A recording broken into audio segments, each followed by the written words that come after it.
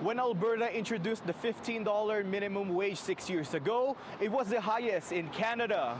But starting October 1st, the province has now the lowest in the country.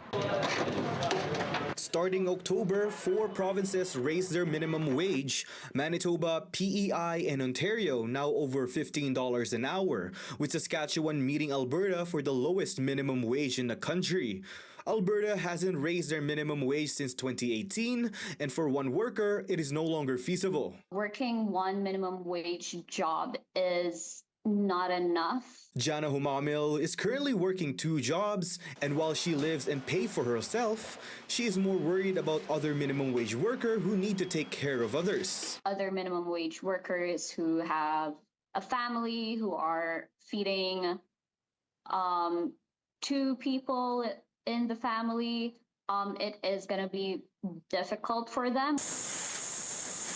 Labor leaders are once again calling for the Alberta to increase wages. The majority of minimum wage workers are actually adults, not at school, often taking care of families.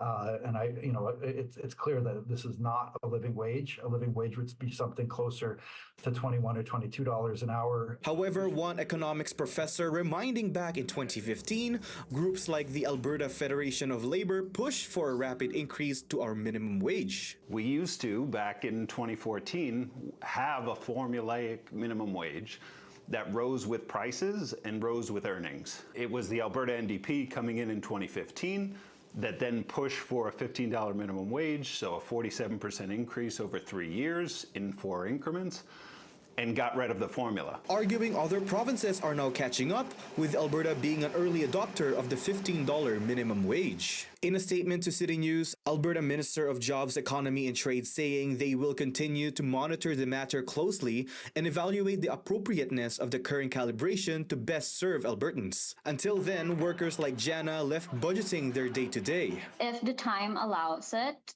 I advise that you get a second job. If the time does not allow it, I do recommend cutting down costs. In Edmonton, Leo Cruzat, City News.